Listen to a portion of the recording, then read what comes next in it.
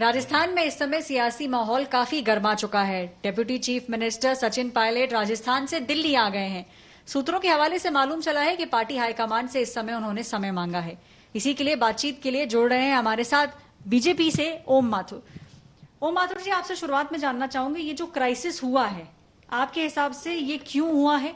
और हमने पहले भी देखा था कि ऐसा हो चुका है कि कांग्रेस से लोग बीजेपी में आए, तो क्या ऐसी आशंका की जा रही है? कई लोगों को लग रहा है कि सचिन पायलट भी अब पाला पलट लेंगे। देखिए, राजस्थान में जब से कांग्रेस की सरकार बनी है तब से ही राजस्थान में क्राइसिस शुरू हो गया था।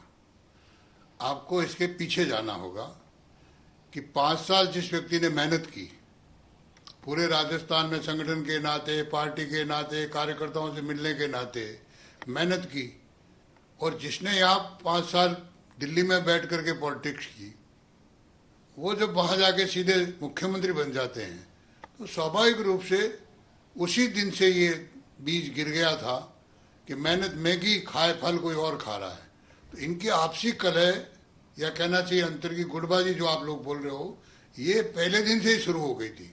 और बीच में आपने सुना होगा कि समय समय पर इस तरह के व्यवहार, इस तरह का आचरण, कभी क्या कभी का अधिकार। इसलिए बीजेपी के ऊपर तो अशोक गहलोत जी डाल रहे हैं जबरदस्ती।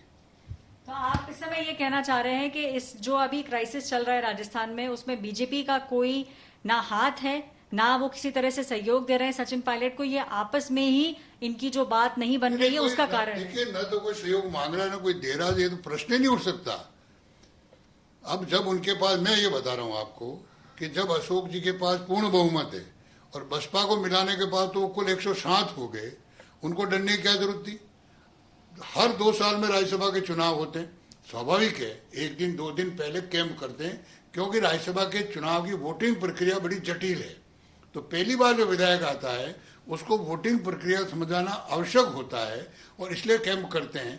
मुझे बताइए, अशोक जी कह रहे मेरे पास 125 है, तो 10 दिन तक स्वयं बैठ करके कैंप करने का भय क्यों लगा? तो उनके घर में ही, और फिर कल जिस प्रकार से उन्होंने प्रेस की है, मैं कहता हूं मुख्यमंत्री पद की गरिमा को ठेस पहुंचाई है। बहुत हल्का बोला है वो यहां तक बोले बेशरम, तिकड़मबाज, पैसे से, अरे आज से नहीं 4 महीने से कह रहे खरीदे जा रहे, उनसे उनका घर संभल नहीं रहा है। और इसलिए घर नहीं संभल रहा है, जो वो अपने घर का कूड़ा बीजेपी या किसी और पे डाले, निर्दलीयों पे डाले। अब आप बताइए, जब अशोक जी ने चुनाव के दौरान राज्यसभा के एसओजी बिठा दी, एसीबी बिठा दी, तो उनका निर्णय तो आने, और फिर आप लोगों ने दिखाया 2 दिन पहले के 2-3 लोगों को अरेस्ट किया है। जब अरेस्ट किया है, एसओजी जांच कर रही है, तो फिर एकदम से ये प्रेस करने की जरूरत कहां पड़ी? और ऐसे ही नहीं, एसओजी और जो भी प्रमुख हेड थे उनको रातों रात बदल करके और दूसरे दिन प्रेस करके और अरेस्ट किया जाता। इनका मतलब अशोक जी प्रशासन पे भी विश्वास खो चुके हैं, पुलिस महकमे पे भी विश्वास खो चुके हैं, और इसलिए उनके मन की भड़ास निकल रही है। इसलिए अशोक जी को चाहिए कि पहले वो अपने घर का कूड़ा साफ करे, जिसको करे। और क्या बोले वो अपने विधायकों को? बकरा मंडी, यानी वो खुद अपने विधायकों को बकरा शब्द उपयोग कर रहे हैं। इससे बड़ा और घटिया आचरण अशोक जी का क्या हो सकता है? नहीं, तो मुझे ये बताइए, इस समय बात ये चल रही है कि सचिन पायलट कहीं ऐसा तो नहीं है कि कांग्रेस छोड़ के भाजपा ज्वाइन कर ले, तो ये मुमकिन है? आपको लगता है अभी नहीं, आने वाले समय में? ये कांग्रेस का अंदरूनी मामला है।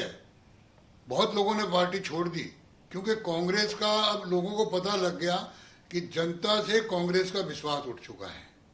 और कांग्रेस ने जिस प्रकार से 70 साल लूट मचाई है, और हमारे प्रधानमंत्री आदरणीय नरेंद्र मोदी जी ने पिछले 6-6.5 वर्षों में जिस प्रकार से गांव, गरीब, किसान, मजदूर तक डायरेक्ट पैसा पहुंचाया है, उसी का परिणाम उनमें भय लग रहा है, कांग्रेसियों के मन में भी लग रहा है इससे तो मोदी अच्छा है।